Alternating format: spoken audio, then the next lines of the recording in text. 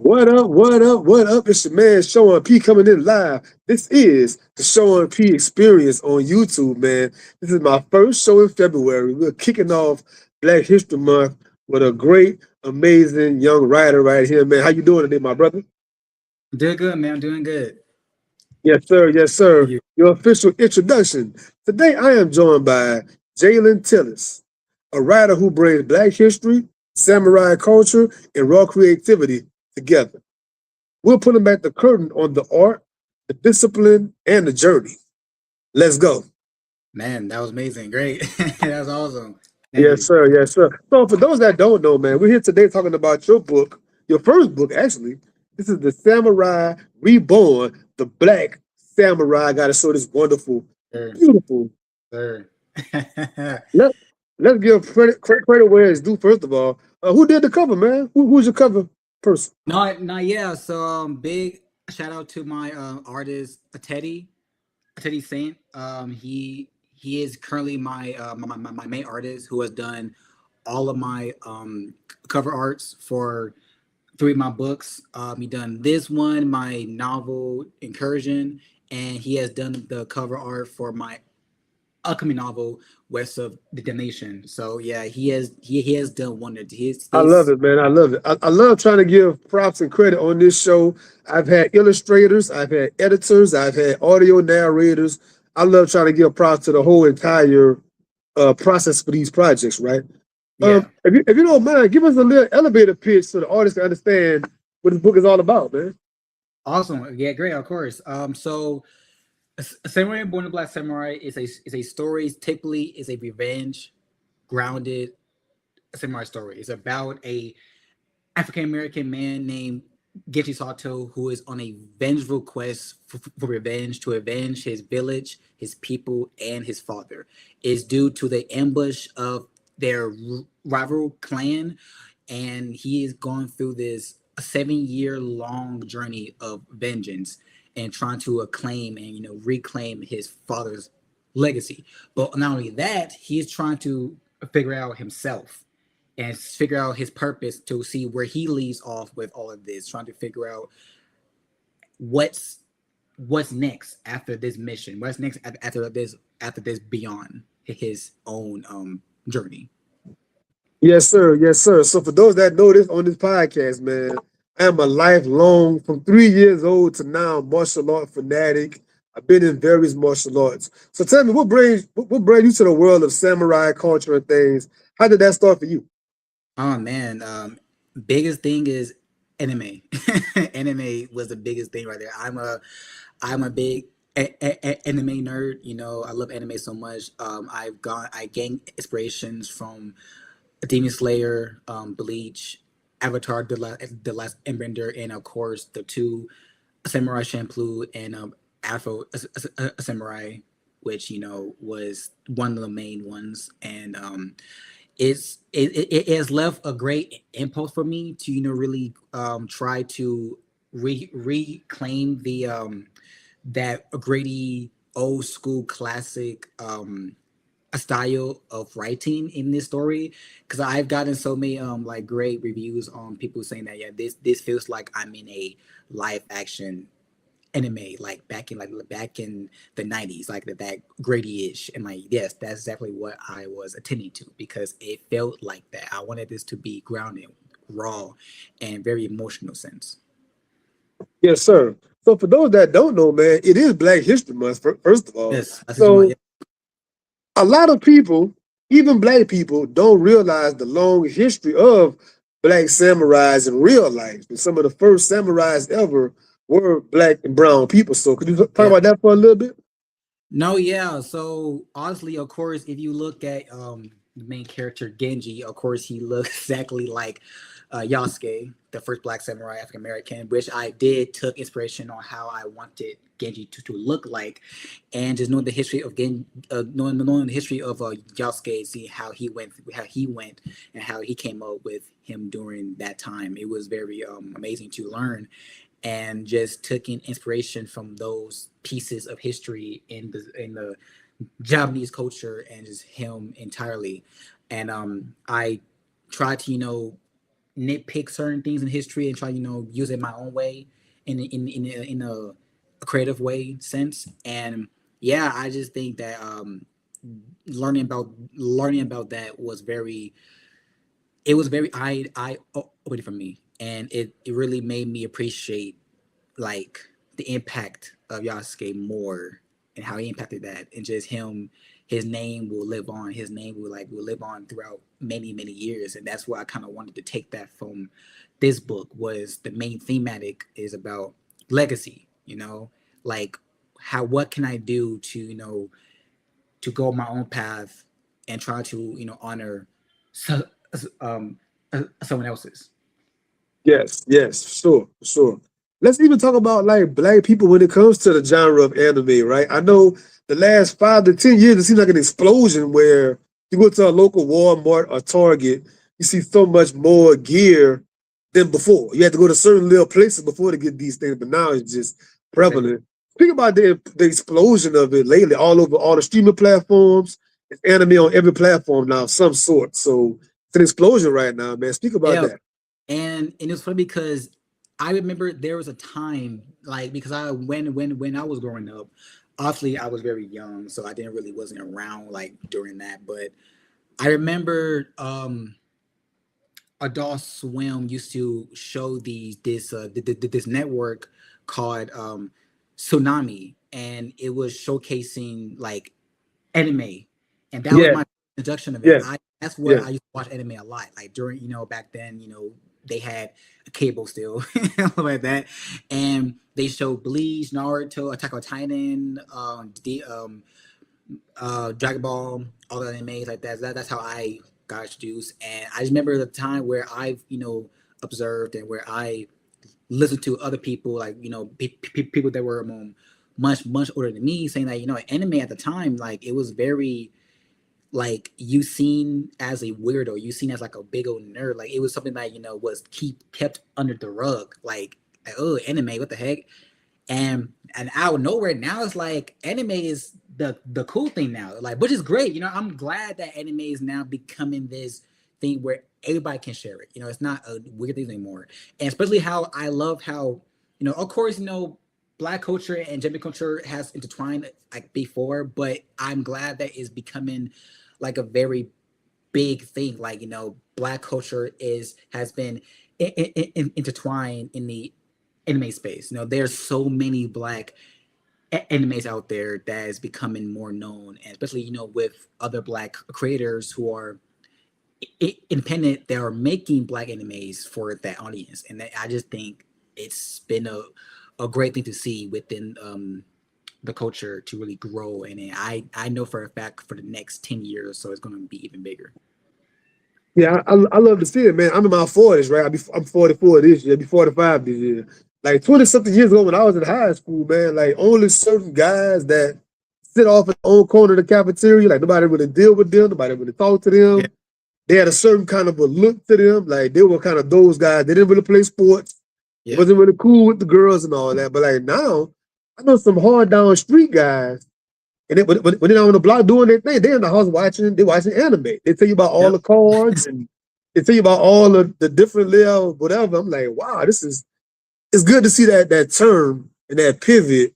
And where you got battle rap guys, they're doing battle rap schemes on Pokemon or doing a yeah. whole Dragon Ball scheme for a whole round. Like I love seeing that emergence of the culture. Also, yeah, exactly. And it was, and it's funny because like that's kind of how my friends was. It was like at that time growing up during school, anime again, like again, there was like between when anime was starting to become just like a more common thing. It was like oh, you watch anime? What the heck?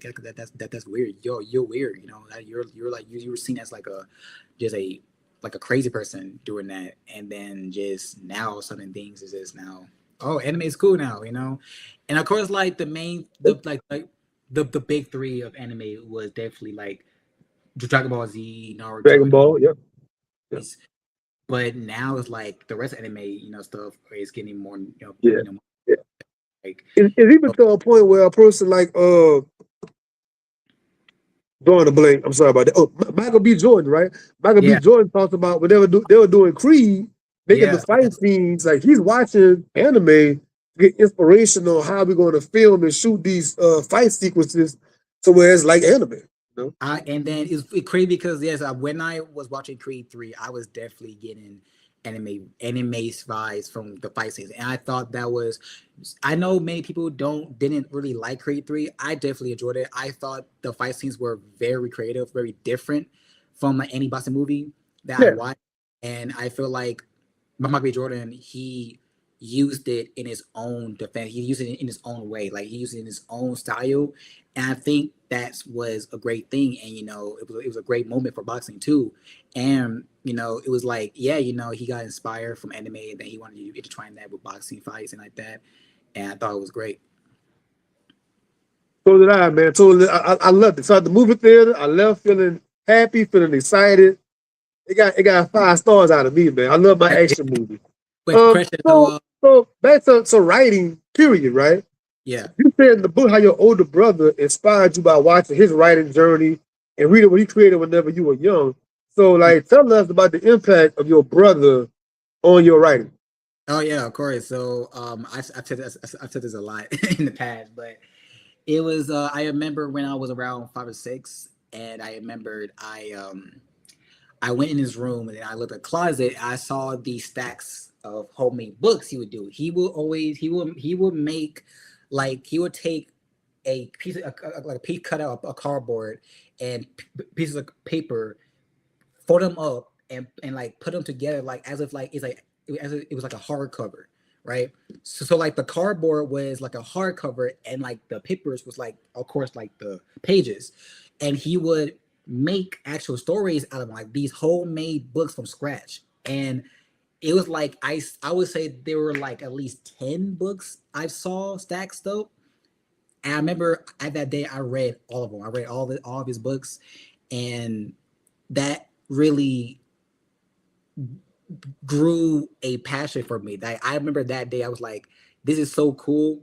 Because I'm at the time I was a big reader. I read so much at that time, like growing up. Like I read books like Goosebumps. I read books like the Indiana Jones series. I read books like the Diary of a Wimpy Kid series like that. And I was a big reader, so and I just thought that my own brother was making his own stories.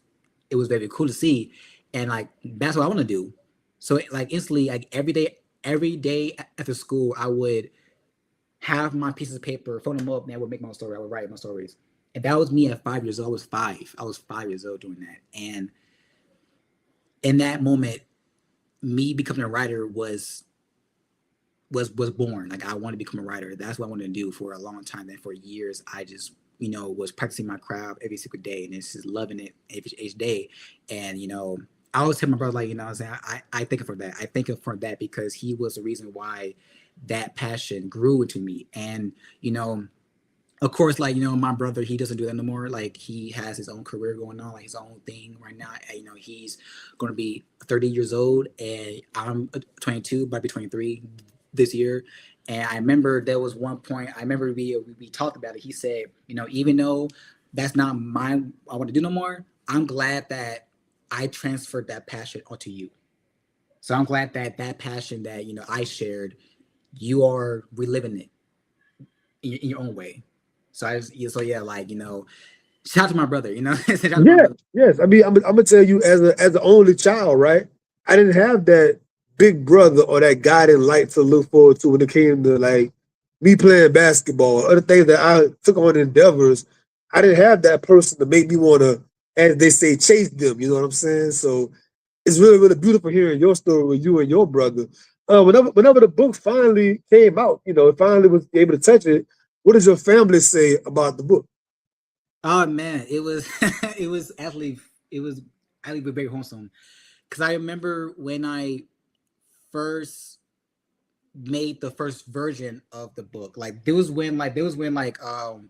I made the cover myself. I didn't. This wasn't like the actual version of it. It was like a first version, and I remember when I first published the book, and it was like, cause all my family knows I'm a writer. They all knew about my passion and thing, and they were like, "Man, this is crazy that this is real now. Like, this is actually real. You did this." And they were all proud of me. They were like, "Just you did a great job, and this is amazing. This is such a cool thing to see." And we're very proud of you. And they all bought a copy of it as well. And even now, with the new version, this book is right here, you know, my whole family, maybe my friend's family, they bought copies of themselves. Like, what I'm saying? It was That's very dope. good to see, That's dope. That's dope. So how many books? How many years have the book been out? I saw something about your book anniversary recently. How many years has it been? So right now, as of last month, is been out for 2 years. 2 years. Two So years. 2 year book birthday now. 2 years. Being the author myself, whenever the birthday come around, it feels like my personal birthday. So how does it feel for you whenever that anniversary come around and it's that time? How do you feel about that? Man, it's a lot of emotions because knowing the hassle with this book that I've gone through with this book, because like remember this was my first published work, and I learned a lot with publishing. I learned a lot about myself as a writer. I learned a lot about my voice, and then I just gone through like a lot of trials and errors, and like a lot of mistakes. So when I was doing my revisions, when we were doing my rewriting of the book, hiring new editors, hiring new people to rework on the story more and more, it was very like blood, sweat, and tears because I believe in the story. I believe in the story, and I loved it. And I did not want to put out something that wasn't fit enough to be ready yet. So like this story deserves to be, you know, taken care of with like a lot of love and care. So I just put my all into the story, and the fact that everybody's buying it, everybody's loving the story, and everybody's enjoying it, and the fact that the story was a award nominee, and is the fact that it's been 2 years, it was like overwhelming, like for me, because like man, just the fact that knowing the whole thing with this book and to see where it is now is such of an amazing thing. And actually, like 2 years of this book being out and 2 years of me being an author, a published author, and my journey from then to now is like it's it's very humbling, I would say, and then of course like a lot of gratitude. Yeah, sure, sure. So besides your brother major influence, who are some of your other influences when it comes to writing and things like that that really inspired you to say, you know what, I'm gonna finally sit down and write my first book. Books, magazines, TV shows, pop culture, like anything. Oh yeah, of course, of course. Of course, one of the main authors that I really admired, that I really like, really big, was the main my main influence was of course Stephen King. Stephen King, like one of the greatest writers of all time, and he really inspired my writing, inspired me to really do that, especially in like the horror genre as well, and that I really love The Shining, I really love Misery, I love Sam Slide, and those the main three books I read from him then was amazing, and of course other films that I admired makers was Chris Nolan, Jordan Peele, and my Shyamalan as well. Those are my top three guys right there. Just their style of writing and their style of filmmaking really like enhance me and would like make me want to like create that. So that's like because I'm a visual person. So like with my writing, how I write my stories, it would feel like you're watching a cinematic scene, because that's how I always envision when I'm writing a scene. I always envision that scene that I'm writing as if it was like an actual motion picture. So like it's very vivid, it's very like imaginative. So it feels like you're reading like a graphic novel. If that makes sense. I don't know if that makes sense or not, but yeah, Yeah, like sure. I got you. Yeah, yeah. So you're a writer of how many books do you have in total? You have multiple publications now at this point. yeah, I have so far four books, four Yeah, books, 4 books, right? four So books. from this book to your current book, how do you feel yourself growing and evolving as a writer and the process and the business? I mean, everything involved. How's the growth process like? Oh yeah. So my first book, of course, I'm Reborn, and my current book is my third novel, which is this one, West of Dalmatian, the Book of Malcolm, which is coming out this year in July. Just knowing where I was when I first wrote Summer Born, where I am now when I first wrote this last year, a lot of improvement, a lot of like change with the mindset, a lot of change, and for the better, actually, because like I know a lot than what I knew back then, like back in like the 2 years ago, and just really doing the research and me really, being, because I see myself still as a student of the craft of writing. I'm not a master yet. You know, I still see myself as a student. I'm learning every day as I go, and I'm still learning the craft of publishing, the business of it, and the art form of writing, and just really enhancing myself more and more each day, and knowing just the trial and errors I've gone through, and knowing just all the things that I've really put myself to really make sure that I am the best that I can possibly be for myself and for literature and for the readers, that deserves to, when they buy my books, I want them to have a great time. I want them to have a very great experience reading my stories. And I would say like because I remember when I first wrote my first novel, Incursion, that was the day I knew like I did it. I finally found my voice. I finally have it. This is my voice. This is me. This is my brand. This is what I'm gonna do. And after that, I began to just become way more confident now in my ability of writing, and just knowing the craft has been going up. And what's crazy is, this is not this is only the beginning for me. I still got a lot of years, a lot of years to like to learn and to grow more. So I cannot Right. even imagine when I'm like 30 or 40 years old, and I'm like 15 or 18 books out. Hey man, it happens fast, bro. It happens fast. It goes fast. Currently, I'm at like 14 books myself, man, and like Hey, that's congrats, I, bro. I, That's I amazing. remember the first book so vividly. It was so difficult. The process just to do it one time. I never imagined doing it 13 more times, man. But like repetition, anything else in life, the more you doing it, you learning how to fine tune it and sharpen your process and hone it to where, I mean, like a martial art movie is like you become like the grand master, man, to where like Yeah. it'd take one strike, man, and the fight over. You know what I'm saying? Like, For real, no, honestly, for real though, because like literally, you would never forget your first book. That would never happen. Like that will always be a core memory. Like even when I'm like in my 40s and I'm writing more books, I will always look back like, dang, I remember that time I was like 19 years old when I wrote my first when I first wrote Separate Born. I remember that day, and that will always be the memory. Like, man, I remember my first time, my first published work. I did this, and yeah, now look at me right now. that's It's right, that's right, that's and right. So for, like firstly, oh sorry, I was gonna say like just congrats on 14 books, man. That's amazing. That's great, man. Congrats on that. man, it's a blessing, man. It's just God, man. It's God, bro. It's Yeah, not me. It's God, man. It's yes, beyond sir. me at this point. Yeah, Sir, man. Honestly, yes. yeah, yeah. No, I was going to ask you, man. So you're a self-published writer like myself. So help the audience understand when they hear a phrase like self-published, like what does that entail? What does that mean? What are some of the things you're doing yourself that they have no idea that you're doing behind the scenes? Oh yeah, of course. So self-publishing is, of course, we all have known like self-publishing, trap publishing, even like, or even hybrid publishing, hybrid publishing.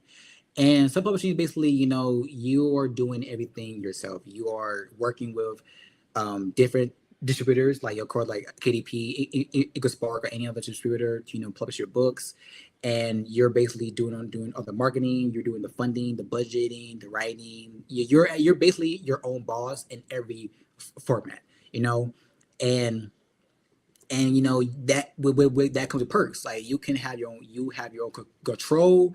You can make your own time management, your own time framing, your own deadlines. You can really like fund your own type of thing, right? Of course, the cons is that of course you got to do everything yourself. That's like pay the cons, right?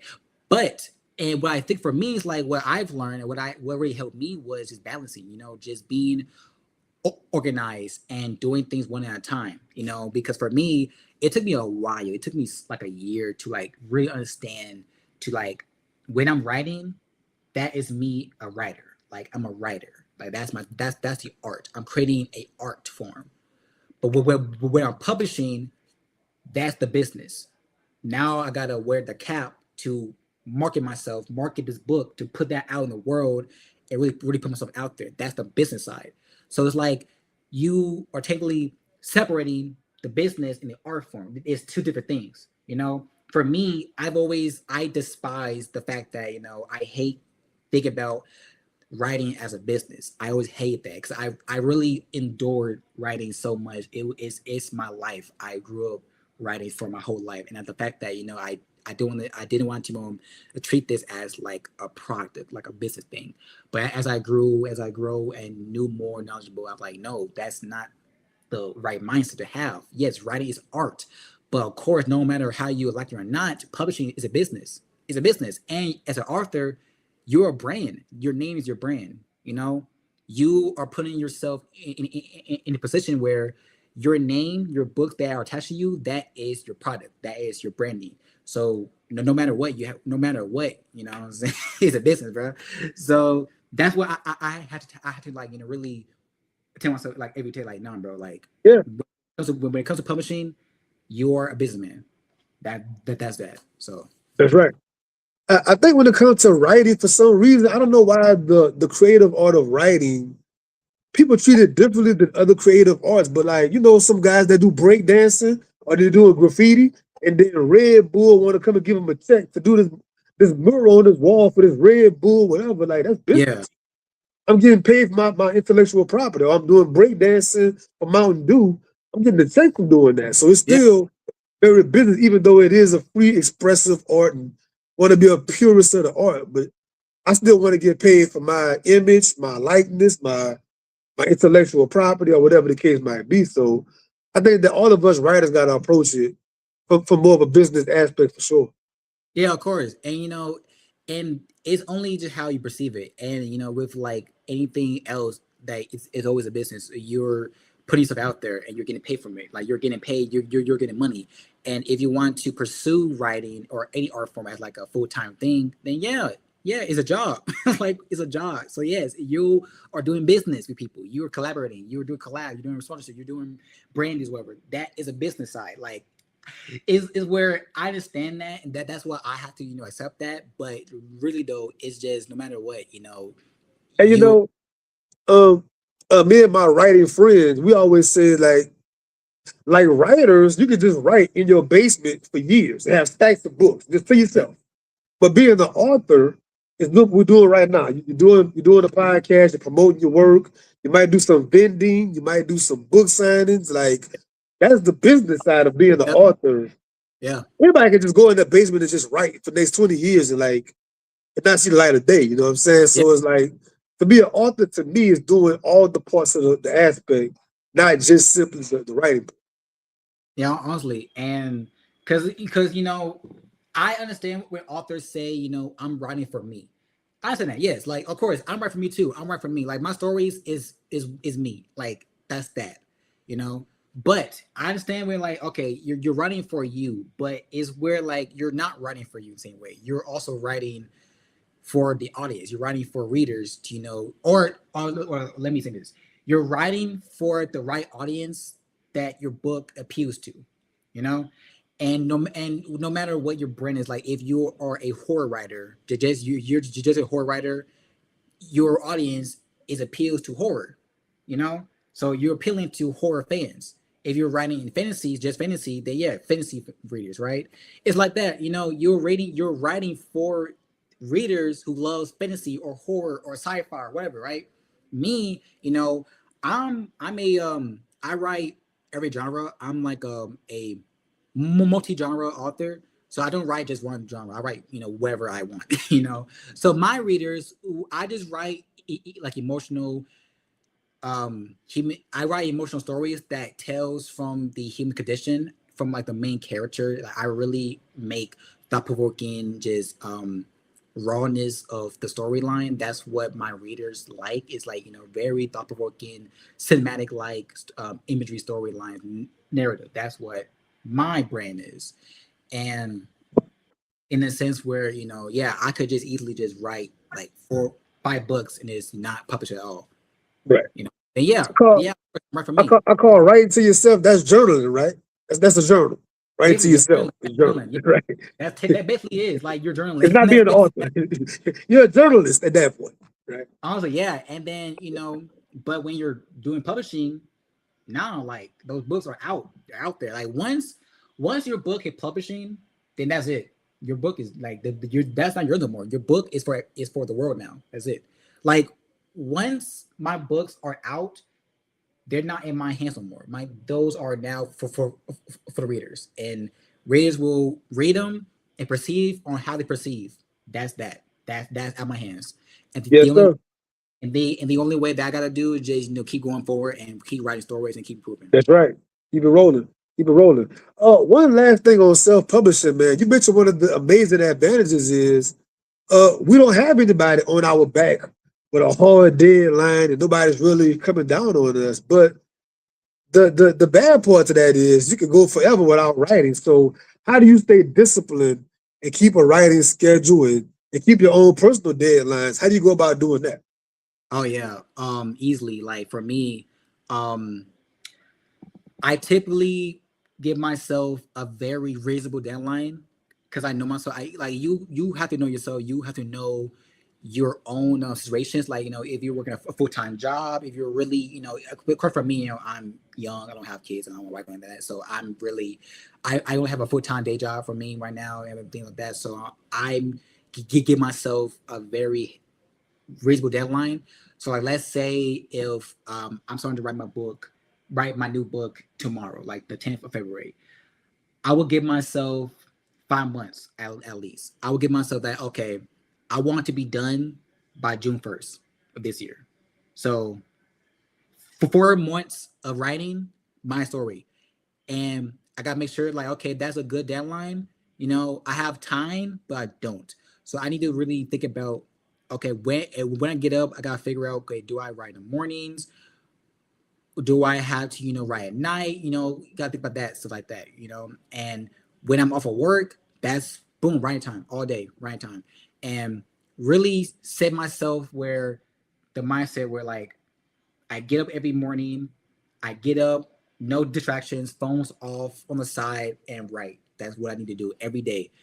Every day. I usually put like a timer on. I put like a 24 minutes like each writing thing I do. Like I do like 4 sets. I do like 4 sets of writing time. Like I do 4 sets, and each set I write for 24 minutes, and you know that's like a hour max, a hour or two, and I usually like be hitting like 1,000 words each day right now, and easily I usually finish like before my deadline. I finish like a I like love this, man. I love the mathematical breakdown. You got it down to the minute, to a science. I love hearing stories like that, man.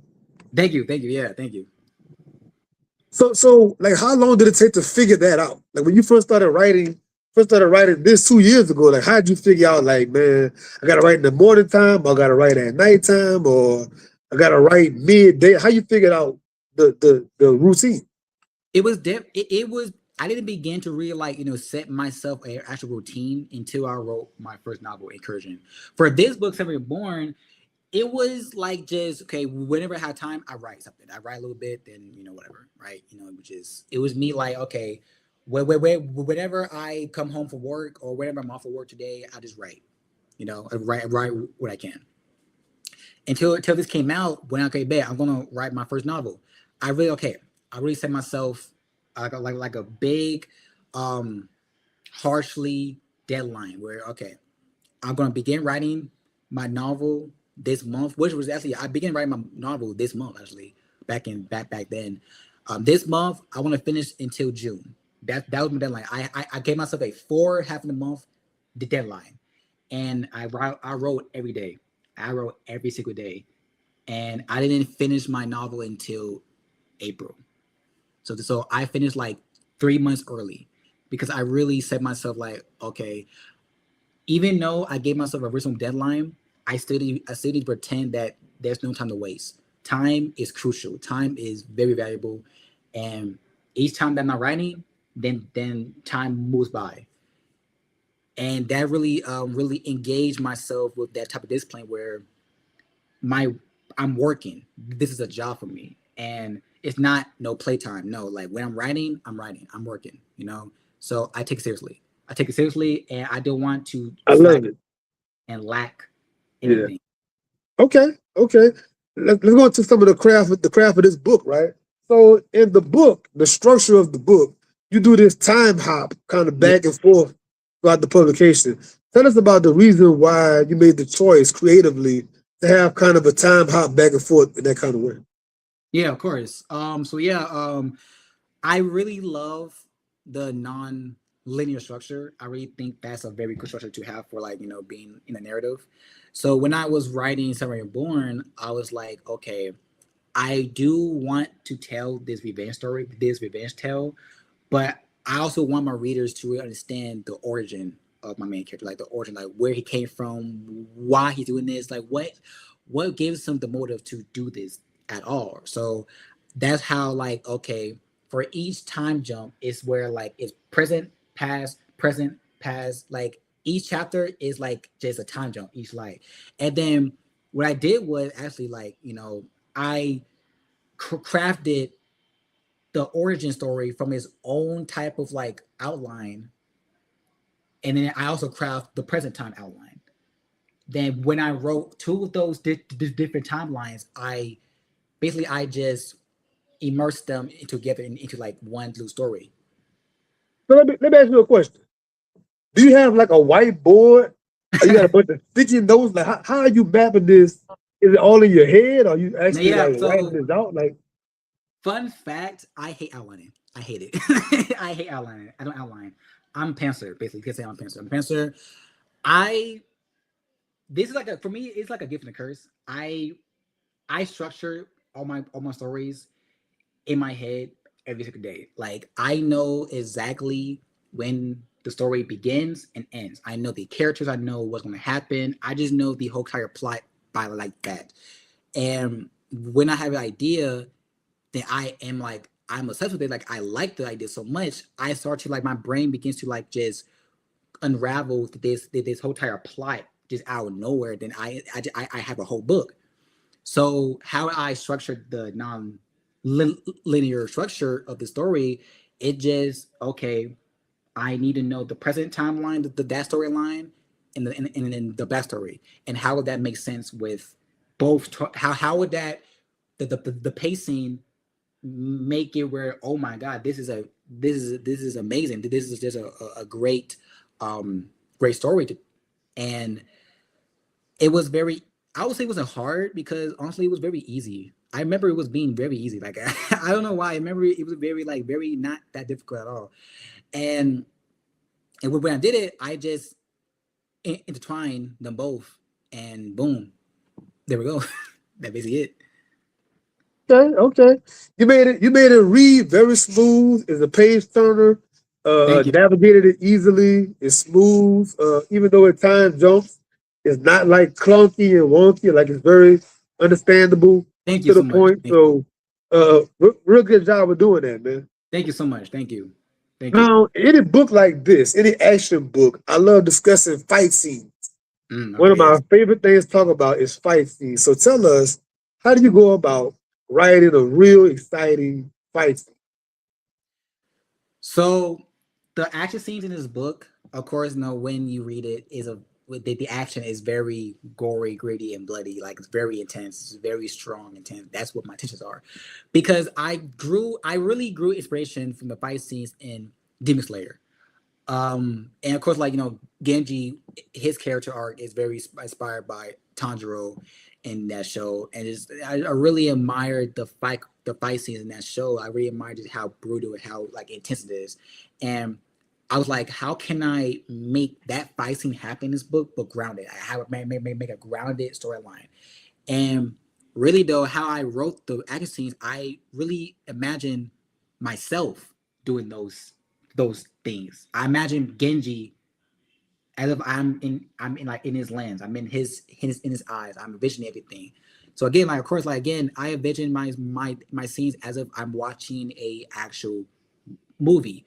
So I imagine like just how like the smell of the outside, just the sound, the ambience, just the movement, and just the just that. So when I was writing it, it was more like I felt his rage, felt his anger, felt his intensity, like just how I easily immersed myself with Genji and with the action scenes. It made it more raw, it made it more alive for me. And when you read it, you can actually feel the intensity, feel the rage of Genji, they feel that he is actually looking for blood, he is looking for vengeance, So and that so let me ask. As you're writing this, are you actually like demonstrating, like throwing a punch or doing the slice or literally, doing the? Are you actually doing it to make sure it sounds like technically right, or do you just yes. like just write it like whatever?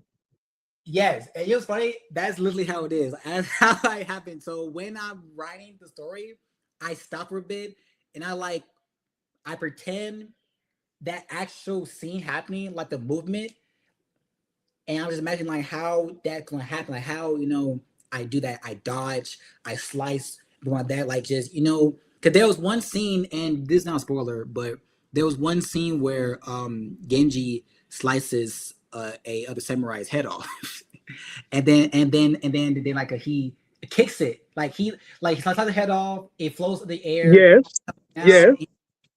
he kicks it I was off like. reading it like, wait a minute. So when I imagine that, okay, bad. So how does that happen? So I sat in my chair, I just imagine that, like dodging, slicing the head, calling off, and I just, boom. Okay, bad. So that's how I really I put myself into it. Like I'm really like, trying to, imitate that's the exact movements Yeah. of, and when I'm actually like, this is like a little topic from like for dialogue, but when I'm writing dialogue, I I actually act out the scenes. I act out the scenes as if like I'm an actor and I'm reading the scripts for it. So when I'm writing dialogue, I actually like repeat the same like the whole dialogue to see like how it fits, how it like sounds naturally and good, and then not like robotic in that sense. No, that's good, man. That's good. Let me give you a little small tidbit, right? Um, you know why I like John Wick movies so much? Yeah, Because being a military guy and wants to get back to fighting sports and everything, in the John Wick movies, he is always having to reload. yeah, That would actually happen. So he's in the middle of a gunfight, and then he'll stop and look, reload, re-rack. That would actually happen. So them putting that in the movie, he's not just shooting like unlimited bullets. Like that's not yeah. realistic, right? So the more real it get, the better it is for a person like myself, man. So I really enjoyed your fight sequences in this book. Thank you. And like the one thing that really made it realistic for me to for the Genti thing um is where like yeah, you can actually see, just really see how raw it is, and knowing that Genji is not like he's not this crazy heroic, but like he's a human being. He could get hurt. He could get hurt an arm like that. He could do all these things where, and I like how where a fight scene feels like, because there was one fight scene in the show Daredevil, the like the original show on Netflix, that it like that is the famous scene where Daredevil fights the bad guys in this one shot in the hallway, and you can see that Daredevil himself is getting tired. He stopped for a bit. He try to catch a breath, like he's tired, and I then remember when he that. resumes I remember that. fighting, I remember that. that is, Yeah. I Yeah. like that. I like when fight scenes feel like it's realistic, because nobody's gonna have all freaking like just have it all, in one fight scene. No, like, you're gonna get tired, you're gonna get Yes. fatigued, you know. Yes. Yes. So it's Yes. mainly like boxing too. Like boxing, like you're not gonna be energetic all the time. You're gonna get tired at some point. No. Yeah. Yeah. In a real actual fight for your life, 2 minutes could feel like forever. You know what Exactly. I'm saying? As far as the energy expended could feel like, man. You're not just fighting unlimited and fighting double digit people. Like that's not gonna happen. You know what I'm saying? Exactly. No, no. So when it comes to your main character, Genji, tell us about the creation and the formation of this character. And once again, Do you do actual like character profiles and have a backstory on every character, or how you go about tackling your character? Yeah, so when I first created Genji, I wanted to tell a story about um a hero but a flawed person. Like it was where Genji, he came from a very harsh backstory, a very harsh childhood, and just how he grew up in a different culture, and how he adapted and how that really changed him as a person. And throughout this journey of vengeance, this revenge, he's also trying to look for himself, himself as a person. And you can actually see that he has guilt, he has shame, he feels so lost in a world that is so brutal, that always been brutal to him growing up. And I wanted to create a story not about just a revenge tale. I wanted to create a story about a man looking for purpose, a man trying to move on from his past and trying to move on to achieve his own legacy. And because I put some of myself with Genji, where I relate to him a lot in a sense, because I went growing up, when I of course after high school, I had this sense of like loss, like what's my purpose, what who I am, like where do I stand in this world, and like what can I be to achieve my own legacy. And I put all of that into Genji, like because Genji, you can obviously feel that he is torn apart. He's a broken person, but he's trying to his hardest to fight every day to live on, to honor his father legacy, but trying to make his own legacy. And that balance is, for him, is tough. And I feel like everybody can relate to that, because at the end of the day, everybody is not perfect, and I didn't want to make a perfect samurai. I wanted to make a human being, a person in a real world that is going through real problems. But the only way for him to move on is that he fights through it, and learns himself, and to push through the hardships. And when I found out that that's what I wanted to write about, like beneath everything else, it was like, yeah, this is it. Like one of my favorite scenes in the book, where Genji is in this room, where he sits in the room and he's talking to himself. I'm not gonna say why. Again, I'm gonna say why, but it's a scene like those read it. You guys don't talk about. It's a scene where he's in the room, he's talking to himself, and that scene really deflects all of that. It flicks him as a person, him as a character, him just as a samurai. You know, knowing that this guy is a trained samurai. He's a freaking trained person. He can kill anybody. He that tries to hurt him, but underneath all of that, he's just a person. Like he's just a guy. He's a human being. He has hardships, he has challenges, he has feelings, and all that weight on his shoulders is a lot. Yes, sir. Yes, sir. Well done, man. Let me ask you. So you did mention this earlier, man. Your book was nominated for the Indie Ink Awards and things of Yeah. that nature, and you have another round of awards this year nomination. What's it feel like to be acknowledged in that class of writers? Man, it feels such an honor, and such of like much of gratitude. When the book got nominated, I was lost for words. It was nothing but just I was just happy that the book was finally getting seen in the space, and knowing just the hardships that I gone through with writing this book and with writing my stories, it felt so just like I'm finally starting to see myself as a actual writer, like as an actual author. And I'm not saying like saying like award doesn't mean everything. It doesn't really mean much, in a sense like that. Cause like awards don't determine you as a writer. Like the awards don't like if you don't win an award, that doesn't mean anything. Like you're still a writer at the end of the day. But saying like just me winning, and no, not me winning, like me getting nominated, it felt like, man, like the hard work pays off. Like the hard work really paid off with this, and the fact that like my last two novels also got nominated was very great as well, because I poured so much into it. I poured so much into my stories, and it feels great. It feels great for just how successful the books have gotten.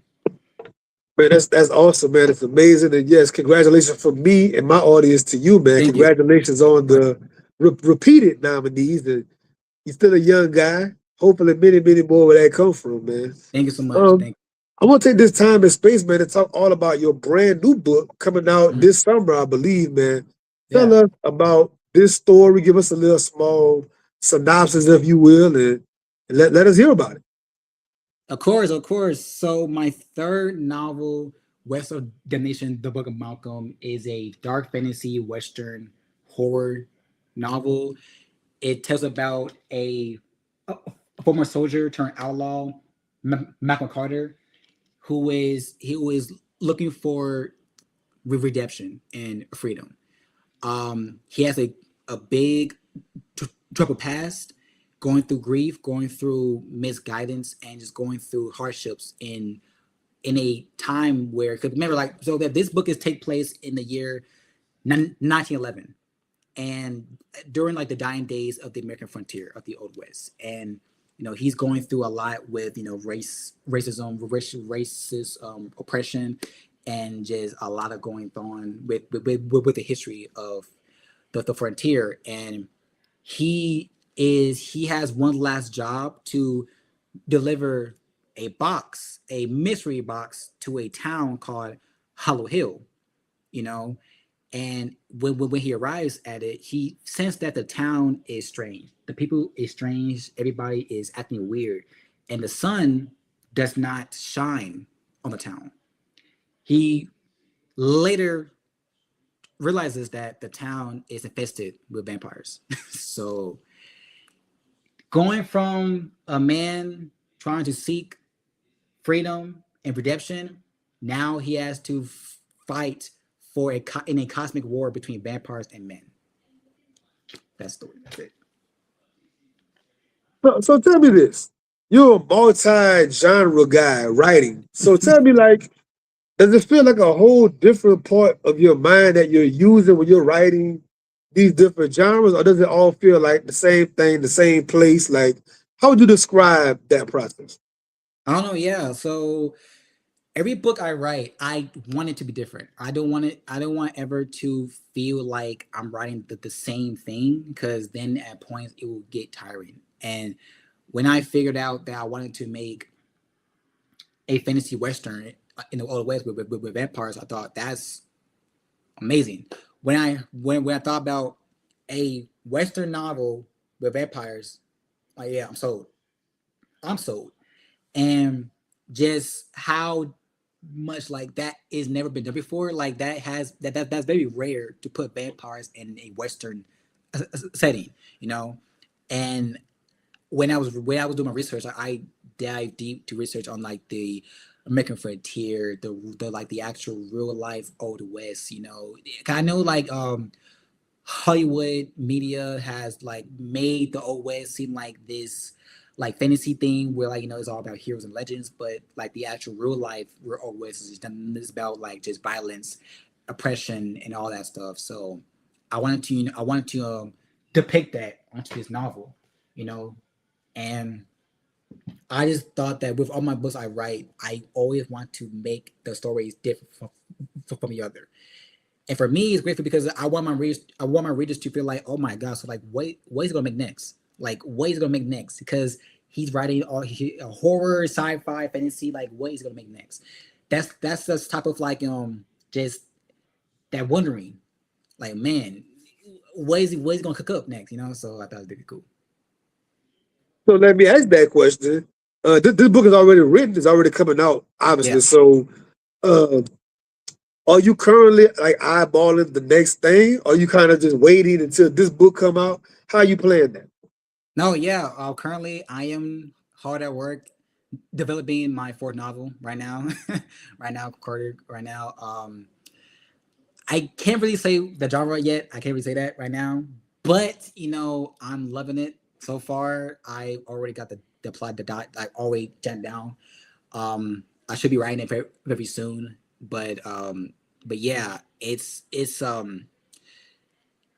always like I can never leave myself anywhere. Like I sit and just observe. Like okay, on to the next. And Yep, when I I feel the developed same way. when I was developing my fourth novel, it was more like, man, I'm excited. I cannot wait for this. I cannot wait to write my next work, and it feels such of a blessing to just write stories every day. Just keep working and working, working Yeah, until yeah, just whatever. And yeah, the fact that just that constant wonder is like, man, what am I gonna make next? Like, what's the next for me? Like, I just wrote a freaking dark fantasy novel with vampires. What I'm gonna make next? Like, what's gonna be on top of that? It's just like a very cool way for me to like feel more excited about writing, because there's always something new to write. Always, there's yeah. never be any old, that there will always be something new. You know. Right. So with that being said, this guy is still a young man in this story, and you're still a young guy. Is there going to be a follow up to this story at all? Or do you plan on a follow up, or is it kind of like a one that's done? How you seeing that? Yeah. So honestly, because at some point, so this is like the first time I'm gonna say this, the first time I'm gonna announce this. So there was some point in time where I have thought about making a trilogy for the Black Samurai.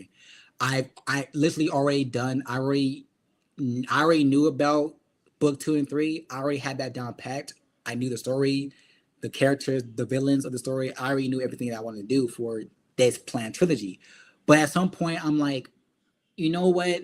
I just don't want to do a series.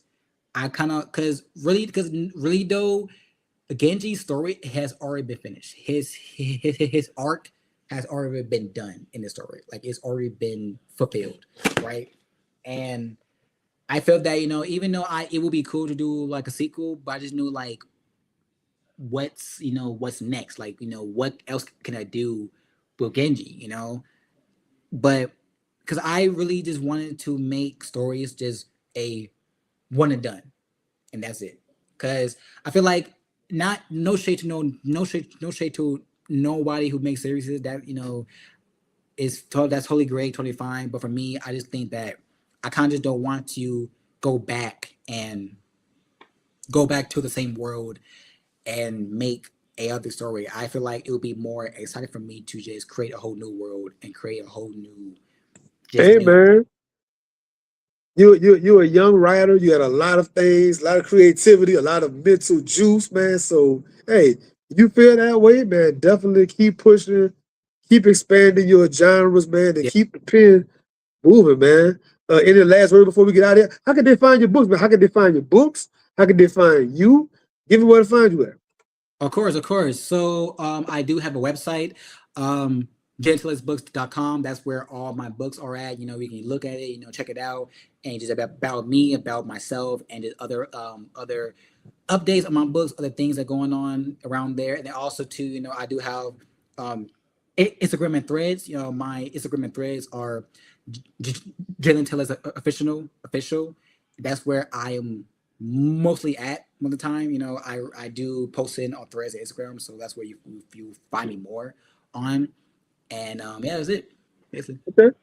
Man, thank you very, very much for your time, your patience, for coming out, giving your writing craft, your gems, man. I appreciate it. Anybody watching this interview later on YouTube, man, leave some comments, let us know. We would love to hear it. And also, I have another podcast on Wednesday coming up. I have the brother Julian Randall with The Dead Don't Need Reminding in Search of Fugitives, Mississippi, and Black TV Nerd shit. Awesome. Oh, that's on Yeah. Wednesday, man. Great So cover. Yeah, that cover is great. That cover is fire. I love the cover. yeah, he Great, do his actually. thing, man. He do his thing. So I got this coming up on Wednesday. Anybody watching the podcast, look forward to it. I got a whole other podcast coming up next week. So We are rolling in the month of February. We are rocking and rolling. Thank y'all very much for y'all time. Thank Y'all you, have a everyone. good night. I'll see you later. Bye bye, everyone. All right.